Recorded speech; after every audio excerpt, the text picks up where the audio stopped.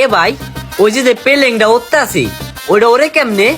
আরে বলো দামি কই হন কেমনে ওরে ওই যে উপরে স্যাটেলাইট আছে না স্যাটেলাইট এই স্যাটেলাইটে স্পাইডারম্যান বইয়ে থাকে স্পাইডার এই স্পাইডারম্যান প্লেনের এক মাথায় কিস করে জাল মারে পরে আরেক মাথায় কিস করে জাল মারে পরে জাল দিয়ে ফেলে কেট কুলে তোলে আইয়া পরে আলে এক প্লেনে কোন লাভ দিয়ে আরেক প্লেনে যায় এরপর হলো প্লেন ফু করে ওরে।